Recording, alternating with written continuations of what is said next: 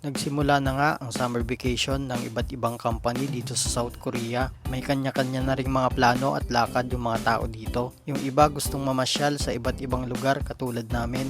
Pero alam nyo ba, tuwing summer dito sa Korea ay nagbibigay ang company ng summer vacation. At ang kagandahan pa dito ay binabayaran yung araw ng bakasyon namin. Oo, tama kayo nang narinig. May bakasyon ka na, binabayaran ka pa. At hindi lang yan, dahil nagbibigay pa ng mga bonus ang bawat company dito. Pero depende din yan sa company kung galante yung sadyangin mo. Meron din kasing mga company dito na hindi nagbibigay ng bonus. Yan yung may mga madadamot na amo. Mapapakamot ka na lang talaga sa ulo. Ay gu. Pero alam nyo, may kakilala ako, umabot sa 1.6 million ng bonus na binigay ng kanyang amo. Kung sa pera natin yon ay aabot yon ng 60k mahigit. Mapapa-A ka na lang talaga. O siya, ngayong araw pala, isamahan nyo kaming gumala. Sulitin natin ang 3 buwang bakasyon. Huy, nananaginip ka? Ay 3 araw lang pala. So nandito nga kami ngayon sa capital city ng South Korea. Alam nyo na siguro kung saan ito. Dito lang yan sa Seoul. Napakaraming ang mapapasyalan at pwede mong puntahan dito sa Seoul. Isa din ang Seoul sa may napakaraming tourist spot. Talaga namang mamamangha ka sa ganda ng mga lugar dito. Marami ding lugar dito na kung saan nagsishooting yung mga paborito mong K-drama. Katulad na lang ng sikat na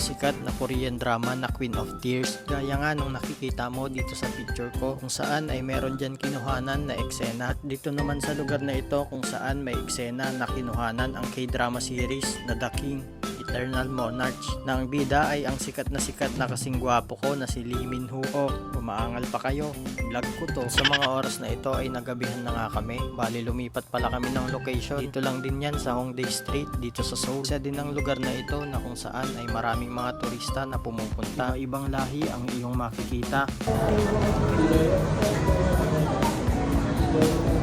Guys, dito kami sa Hongdae Street. At maraming tao guys. Hindi pwedeng mag-video kaya binababa natin ng ano. Doon tayo pa na. Pasok tayo doon. Hongdae Street. Daming mga fashionista dito guys.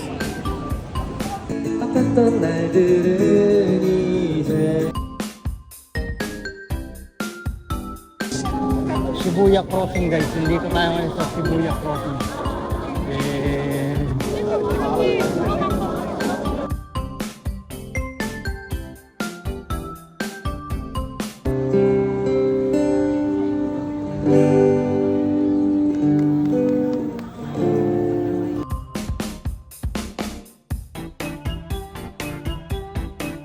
Kita nyo ba yung pawis ko guys? Sa susunod di na ako maghahandok dyan. Basang basa. Grabe yung pawis ko guys. Kala ko malamig sa ano damit. Pala pawis mo.